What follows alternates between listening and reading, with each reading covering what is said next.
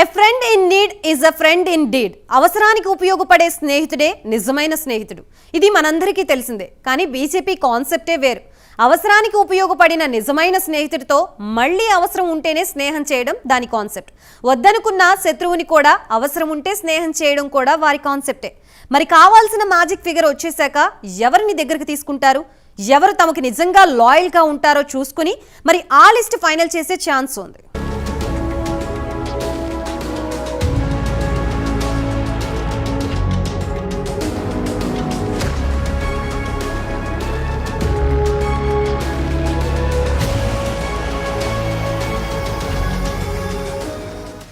కేంద్రంలో హ్యాట్రిక్ కొడతామని ధీమాతో ఉంది బీజేపీ.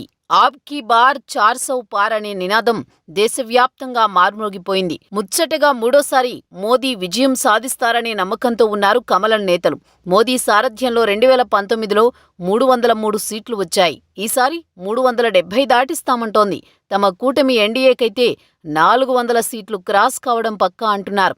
ఇక ప్రత్యర్థులను ముప్పు తిప్పలు పెడుతూ ప్రతిపక్ష పార్టీలను ఆత్మరక్షణలోకి నెడుతూ తనదైన శైలిలో మోదీ మ్యాజిక్ చేస్తున్నారు. మరి ప్రజల మదిలో ఏముందో కానీ బీజేపీకే పట్టం కడతారనే నమ్మకంతో ఉంది కాషాయ పార్టీ.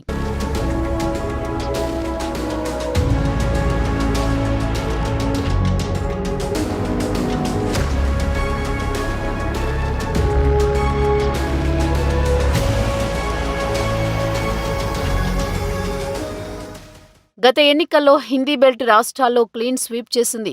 అప్పటి పరిస్థితికి ఇప్పటి సిచ్యువేషన్కు చాలా డిఫరెన్స్ అంటున్నారు ఎక్స్పర్ట్స్. నార్త్ సౌత్ అనే తేడా లేకుండా బీజేపీపై కొంత వ్యతిరేకత ఉన్నా ప్రధానిపై ఆగ్రహం లేదంటున్నారు. దాన్ని క్యాష్ చేసుకుని గట్టెక్కిస్తామని చెబుతున్నారు. దేశానికి బలమైన ప్రధాని కావాలని మెజారిటీ ప్రజలు కోరుకుంటున్నారని చెబుతున్నారు.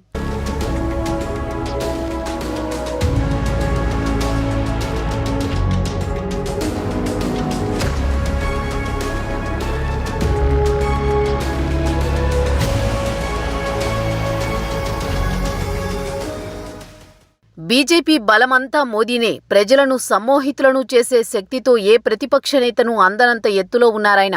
గట్టి ప్రతిపక్షాలున్న రాష్ట్రాలు, పార్టీకి సంస్థాగత బలం లేని రాష్ట్రాల్లోనూ మోదీ ఆకర్షణే కమలానికి కొండంత బలం.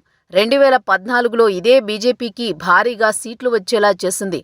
2019లో తెలంగాణ, ఒడిశాలోనూ ఆ పార్టీ సత్తా చాటేందుకు కారణమైంది. జాతీయ నాయకత్వం ప్రత్యేక దృష్టితో చాలా రాష్ట్రాల్లో బీజేపీ సంస్థాగతంగా బాగా బలపడింది. ఇది ప్రజల్లోకి చొచ్చుకెళ్లేందుకు ఉపయోగపడనుంది.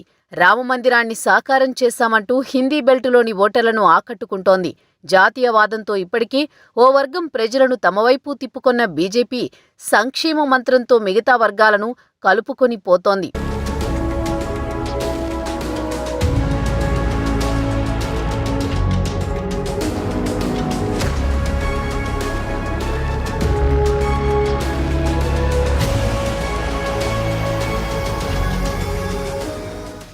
ఆర్టికల్ 370 రద్దు, రామమందిర నిర్మాణం పూర్తి, చట్టసభల్లో మహిళలకు రిజర్వేషన్ల సాకారం, ఉమ్మడి పౌరస్మృతి అమలుకు ముందడుగు, రేషన్ పొడిగింపు తదితర అంశాలతో ఈసారి ఎన్నికలను బీజేపీ చాలా సానుకూలంగా మార్చుకుందని భావిస్తోంది. 2014, 2019లో ఆ పార్టీకి చెప్పుకునేందుకిన్ని అవకాశాలు లేవు. ఈసారి ప్రజలు అభివృద్ధికే పట్టం కడతారనే నమ్మకంతో ఉన్నారు. అందుకే గెలుపు పక్కా అంటున్నారు. ఇండియా కూటమిలో లుకలుకలు తమకు బాగా కలిసి వస్తాయని భావిస్తున్నారు.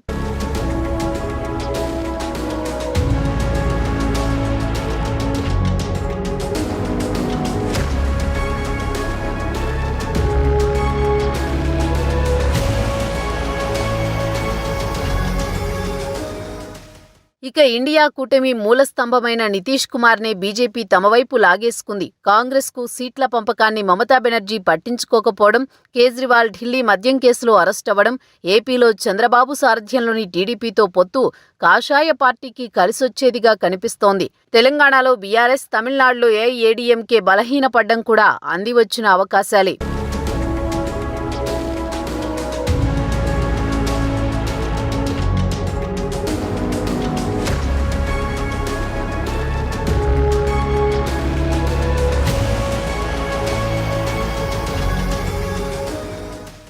బీజేపీ గెలిస్తే తనకు నమ్మకస్తులను మాత్రమే అక్కున చేర్చుకునే అవకాశం ఉంటుంది.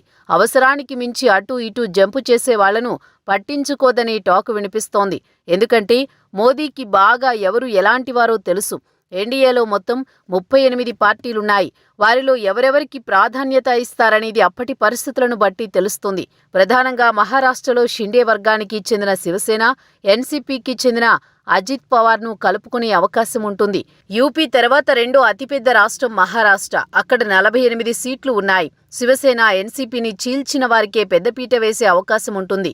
ఇక బీహార్లో నితీష్ కుమార్కు ప్రాధాన్యత ఉంటుందని భావించిన మోదీ మధ్యలో అలాంటి ఆలోచన ఉండదు. నితీష్కు మోదీ నమ్మే పరిస్థితుల్లో ఉండదు. ఆయన అవకాశవాద రాజకీయాలు చేయడంలో దిట్ట. 2 సార్లు బీజేపీ నుంచి బయటకు వెళ్లి మళ్లీ కలిశారు. అలాంటి వారికి కేబినెట్ పదవుల్లో కూడా ప్రయారిటీ ఇచ్చే అవకాశం ఉండదు. లోక్ జనశక్తి పార్టీ అధినేత రామ్ విలాస్ పాస్వాన్ కు ఫుల్ సపోర్ట్ చేసే అవకాశం ఉండనుంది. ఇప్పటికే నితీష్ ప్రాబల్యం తగ్గుతోంది. తన రాజకీయంతో సీఎం అవుతున్నా మెజారిటీ సీట్లు మాత్రం రావడం లేదు. అలాంటి పరిస్థితుల్లో నితీష్ను డౌన్ చేసి లోక్ జనశక్తితో కలిసి బలం పుంజుకునే ప్రయత్నం చేయనుంది. అందుకే రామ్ విలాస్ పాస్వాన్కు పెద్దపీట వేసే ఛాన్స్ ఉండనుంది.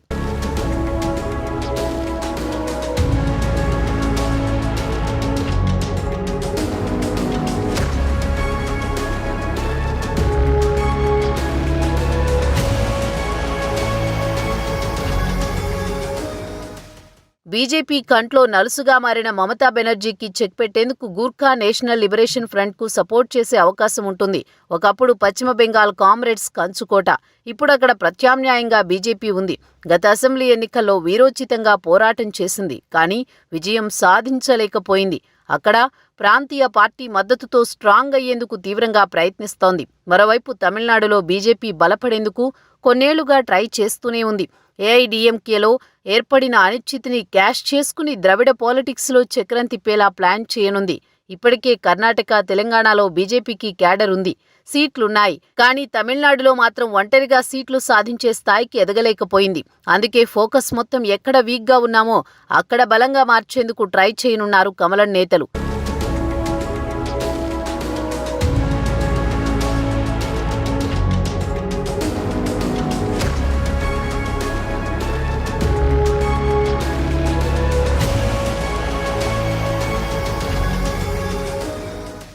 బీజేపీ 2 సార్లు అధికారంలోకి తీసుకువచ్చిన యూపీపై మరింత పట్టు సాధించేందుకు ప్రయత్నించనుంది. సుహెల్ దేవ్ భారతీయ సమాజ్ పార్టీతో పొత్తు పెట్టుకున్న కమలం నేతలు దానితో సఖ్యతగా ఉంటూనే పవర్లో ఎక్కువ కాలం కొనసాగేలా ప్రయత్నించనున్నారు.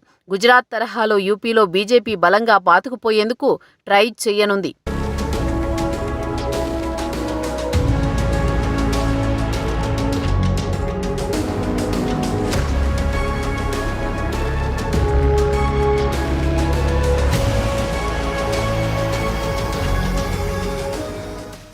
ఇక పంజాబ్లో కాంగ్రెస్ ఆప్ బలంగా కనిపిస్తోంది. కానీ శిరోమణి అకాలీదళ్ 3rd ప్లేస్లో ఉంది.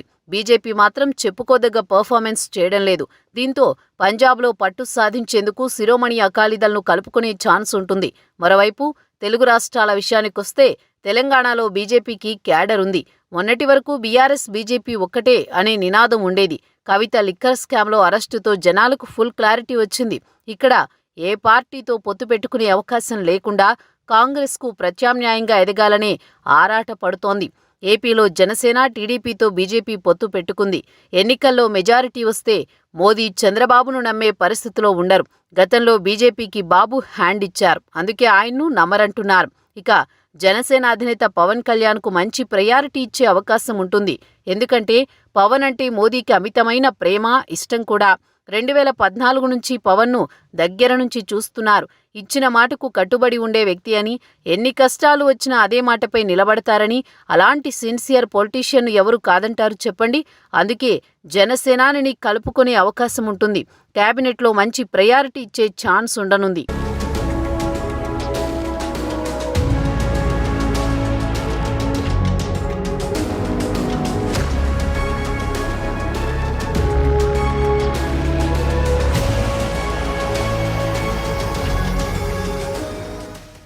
ఎవరినైనా ఓడించాలంటే మామూలుగా అయితే ఎన్నికలప్పుడు ప్లాన్ చేస్తారు, లేదా ఎవరిపైనైనా పగ ఉంటే అవకాశం కోసం ఎదురు చూస్తారు.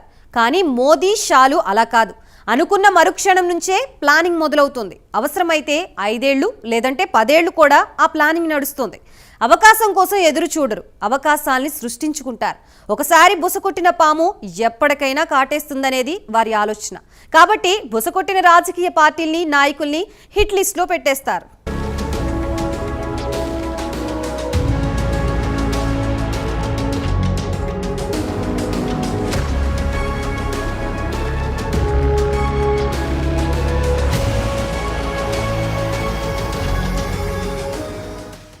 మోదీని ఢీకొట్టే బలమైన నేత లేకపోవడంతో 2 సార్లు ఈజీగా బీజేపీ గెలిచింది. ఇండియా కూటమి నుంచి ప్రధాని అభ్యర్థి ఎవరనేది ఇప్పటికీ సస్పెన్షనే. రాహుల్ గాంధీ పాదయాత్రలతో ప్రజల్లోకి వెళ్లినా జనం నమ్మే నాయకుడిగా తయారు కాలేదనేది వారి వాదన. దేశంలో బలమైన ప్రతిపక్ష నేతలు లేనందున జాతీయవాదం, హిందుత్వం, సంక్షేమ పథకాలు ఉత్తరాదిన బీజేపీకి చాలా వరకు ప్రయోజనం చేకూర్చినా ఇవే అంశాలు దక్షిణాది, తూర్పున పనిచేయడం కష్టమే. ఎందుకంటే బెంగాల్లో మమతా బెనర్జీ మొదలు తమిళనాడులో స్టాలిన్, తెలంగాణలో రేవంత్ రెడ్డి, కర్ణాటకలో సిద్ధరామయ్య, అటు ఢిల్లీలో అరవింద్ కేజ్రీవాల్ బీజేపీకి సవాల్ విసురుతున్నారు. మూడోసారి సొంతంగా బీజేపీ ప్రభుత్వాన్ని ఏర్పాటు చేస్తే పలు రాష్ట్రాల్లో బీజేపీకి సవాల్ చేసిన నేతల భరతం పడతారు. అందులో నో డౌట్.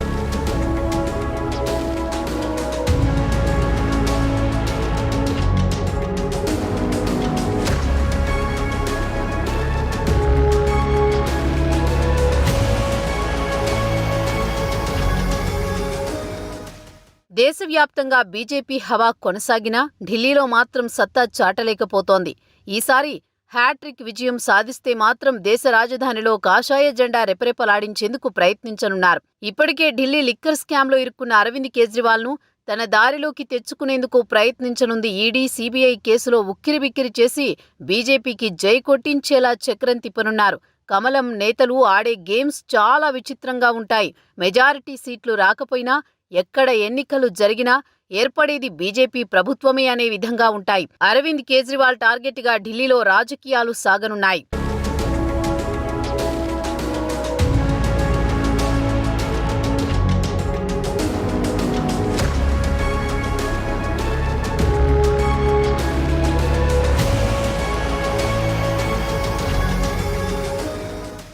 ఇక బెంగాల్లో మమతా బెనర్జీ 3 సార్లు హ్యాట్రిక్ విజయం సాధించారు. టీఎంసీపై ప్రజల్లో వ్యతిరేకత ఉంది.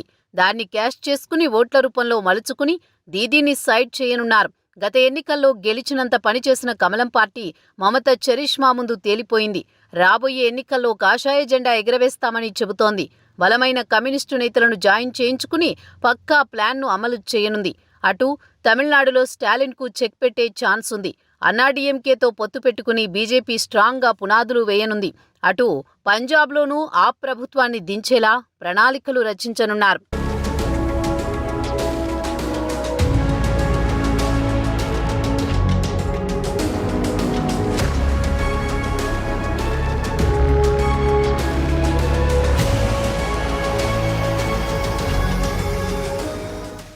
ఇక బీహార్లో మిత్రపక్షమైన జేడీయూ చీఫ్ నితీష్ కుమార్ ప్రభుత్వాన్ని పడగొట్టి బీజేపీ సర్కారొచ్చేలా ప్లాన్ చేయనున్నారు. స్వార్థ రాజకీయాల కోసం పదే పదే పార్టీలు మారుస్తూ కొన్నాళ్లుగా సీఎం కుర్చీని వదిలిపెట్టడం లేదు. ఎన్నికల ముందు వరకు ఇండియా కూటమిని లీడ్ చేశారు నితీష్ కుమార్. తర్వాత జరిగిన అనూహ్య పరిణామాలతో బీజేపీలోకి జాయిన్ అయ్యారు. నితీష్ను పార్టీని నిర్వీర్యం చేసినా ఆశ్చర్యపోవాల్సిన అవసరం ఉండదు.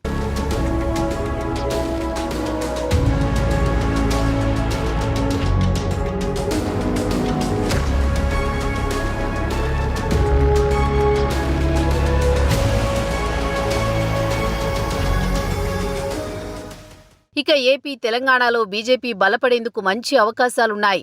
అసెంబ్లీ ఎన్నికల్లో ఓటమితో బీఆర్ఎస్ బలహీనపడింది. దాన్ని క్యాష్ చేసుకుని కాంగ్రెస్కు ప్రత్యామ్నాయంగా మారనుంది. బీఆర్ఎస్ను కోలుకోనివ్వకుండా బీజేపీ బలం పుంజుకునేలా కార్యాచరణను ఏర్పాటు చేయనున్నారు. అటు ఏపీలో టీడీపీతో పొత్తులో ఉంది బీజేపీ. అక్కడ కూడా బలం పెంచుకునేందుకు ప్రయత్నం చేయనుంది. అటు చంద్రబాబుపై ఉన్న కేసులను బూచిగా చూపించి అణగదొక్కే అవకాశం ఉంటుంది.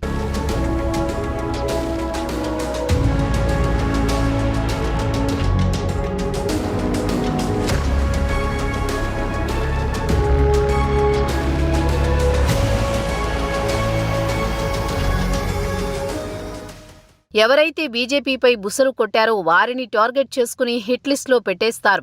లేకుంటే మోదీ షాలకు జీ హుజూర్ అనాల్సిందే. లేకుంటే జరగబోయే పరిణామాలు చాలా దారుణంగా ఉంటాయి. లేదని ఎదురు తిరిగే వాళ్లను ఎలా దారిలోకి తెచ్చుకోవాలో కమలం నేతలకు బాగా తెలుసు.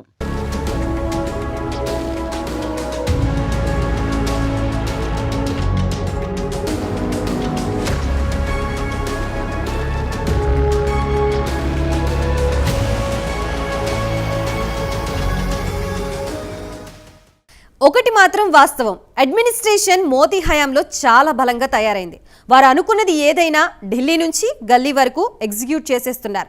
అలాంటి వారికి మళ్ళీ అంటే మూడోసారి వరుసగా పవర్ వచ్చింది. కశ్మీర్, తలాక్, common civil code, CAA, what not వాళ్ళు అనుకున్నవి చేసేశారు. ఇంకా ఏం మిగిలిన్నాయి? ఇంకా ఏం చేయొచ్చు? మళ్ళీ పవర్లోకి వచ్చేలా ఉంటాయా ఆ నిర్ణయాలు, విధానాలు ఏంటివి?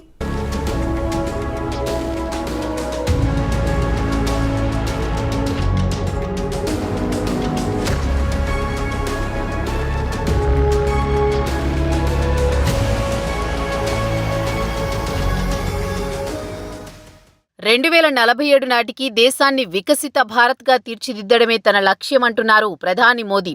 దీని వెనుక చాలా అర్థం ఉంది.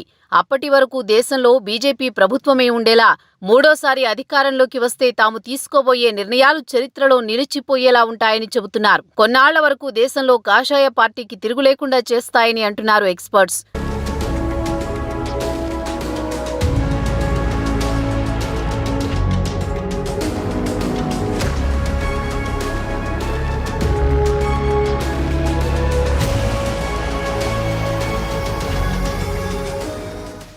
ఎన్డీఏ కూటమి అధికారంలోకి వస్తే మోదీ 3.0లో భాగంగా 10,000 కోట్లతో 100 రోజుల ప్లాన్ చేసినట్టు సమాచారం. దేశంలోని మెట్రో నగరాల్లో జనాభా రద్దీని తగ్గించడంతో పాటు తయారీ, సేవల రంగాలను విస్తరించేందుకు దేశంలో మరో 10 కొత్త నగరాలను ఏర్పాటు చేసేందుకు ప్రణాళికలు సిద్ధం చేస్తున్నట్లు సమాచారం. అలాగే మోదీ మార్క్ ఉండేలా యూసీసీ జమిలి ఎన్నికలపై చట్టం తీసుకురానున్నారు.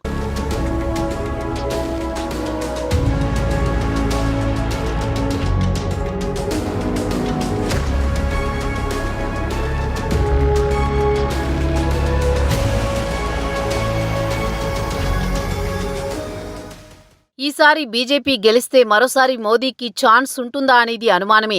ప్రస్తుతం ప్రధాని వయసు 73 ఏళ్లు. మరో 5 ఏళ్లు పవర్లో ఉంటే 2029 నాటికి ఆయనకు 78 ఏళ్లొస్తాయి. ఆ వయసులో రాజకీయాలు చేయడం కష్టమే. ఆయన ప్లేస్లో బలమైన నేతను బరిలోకి దించనుంది బీజేపీ. రాబోయే 5 ఏళ్లలో మాస్టర్ ప్లాన్ను అమలు చేయనున్నారు. అది కొన్నాళ్ల వరకు బీజేపీ గెలుపుకు తోడ్పడే విధంగా ఉంటాయి. బీజేపీని గెలిపిస్తే పీఓకేను భారత భూభాగంలో కలిపేస్తామంటున్నారు. ఇంకా కొన్ని విధానాలు బీజేపీకి బలం చేకూర్చేలా నిర్ణయాలు తీసుకోనున్నారు. భారతీయ జనతా పార్టీ నరేంద్ర మోదీకి మెజారిటీ జూన్ 4వ తేదీ వస్తే ఏ రకంగా ప్రవర్తిస్తారు?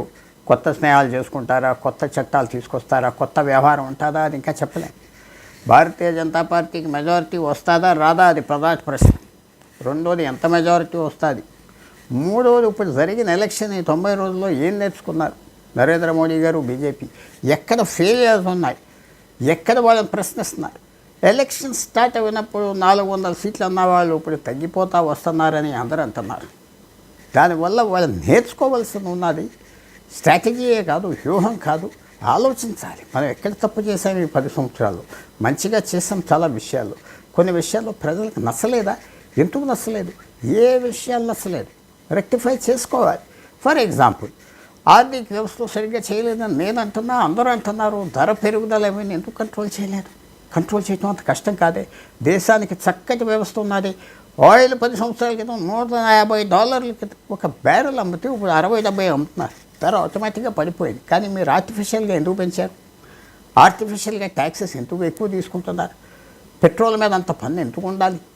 ఏది తగ్గించాలి? ధర ఎలా పడిపోతుంది?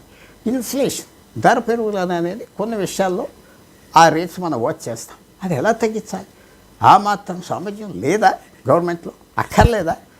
మేము మంచి పనులు చేసాం, మేము చైనాని ఆప్ చేసాం, టెర్రరిజం నొక్కేసాం, రామ్ మందిర్ కట్టాం. కానీ దాంతో కడుపు కూడా నిండాలి కదా, మనుషులకి చాలవు కదా. అందువల్ల అక్కడ ఫెయిల్ అవ్వారు అని అనుకుంటున్నా. ఏం చేస్తాం మొదలుకెళ్ళే బదులు ఎక్కడ దిద్దుకుంటాం, ఎక్కడ కరెక్ట్ చేస్తాం అది ఆలోచించుకుంటే అది అధికారంలోకి వస్తే ఫ్యూచర్ ఉంటుంది.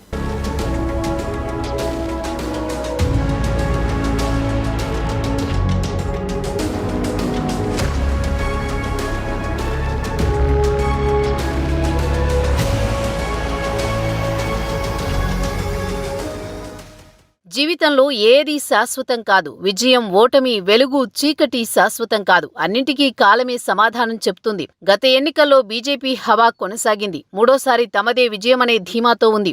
కానీ అది శాశ్వతం కాదు. 2024 చివరి ఎన్నికలు కావు. 2024 తర్వాత కూడా ఎన్నికలుంటాయి. ఎన్నికలు వస్తూనే ఉంటాయి. ప్రజలు తమ తీర్పును ఇస్తూనే ఉంటారు. పార్లమెంట్ ఎన్నికలు మరొక 2 విడతల్లో పూర్తి కానున్నాయి.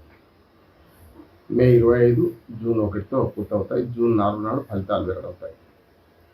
దేశవ్యాప్తంగా బీజేపీకి 200 సీట్లు కూడా రావు అని కాంగ్రెస్ అంటుంది. కాంగ్రెస్కు స్వతహాగా 50 దాటవు అని బీజేపీ అంటుంది. కాంగ్రెస్ మిత్రపక్షాలే ఓ రకంగా చెప్పాలంటే కాంగ్రెస్ సొంతంగా 50 వస్తే ఎక్కువ అనే దాంతో ఉన్నారు. కానీ గట్టి మిత్రపక్షాలుగా లేకపోతే ఇండియా కూటమిలో చేరిన రాష్ట్రాలు ఏవైతే ఉన్నాయో, ఉదాహరణకు పార్టీలు, తృణమూల్ కాంగ్రెస్, ఈ మధ్యన కొంచెం కాంగ్రెస్కు ఎక్కువ సీట్లు వస్తాయి, కూటమి బలపడుతుంది అనే దాని మీద మాట్లాడుతున్నారు. అలాగే తమిళనాడు స్టాలిన్, ఇట్లా 1-2 పార్టీలు పెద్ద ఎత్తున మరి కాంగ్రెస్కు మద్దతు చేస్తున్నాయి. దాంతోపాటు బీజేపీ బలం ఇప్పుడున్న దానికి సగానికి సగం పడిపోతుంది అని ఒక మాట కూడా అంటున్నారు. దేశవ్యాప్తంగా ఒక మైండ్ గేమ్ నడుస్తుంది. పార్టీల మధ్య మైండ్ గేమ్ నడుస్తున్నది. ఇటు మోడీ బహిరంగ సభల్లో కాంగ్రెస్ను, తమకు వ్యతిరేకంగా ఉన్న ప్రాంతీయ పార్టీలను, ఆమ్ ఆద్మీ లాంటి జాతీయ పార్టీ పేరు తెచ్చుకున్న ప్రాంతీయ పార్టీని విమర్శిస్తున్నారు. ఇట్లా చూస్తే ఇవాళ మ్యాజిక్ ఫిగర్ ఎవరికి వస్తే ఏమవుతుంది అనే ఊహాగానాలు వెలువడుతున్నాయి. ఉదాహరణకు బీజేపీకే సొంతంగా అంటే 543 పార్లమెంట్ సీట్లలో 272 వస్తే మ్యాజిక్ ఫిగర్ దాటిస్తుంది. 272 వస్తే ఏం చేస్తారు? కొత్త చట్టాలు ఏమైనా చేస్తారా? కొత్త మార్పులు ఏమైనా దేశవ్యాప్తంగా చేస్తారా?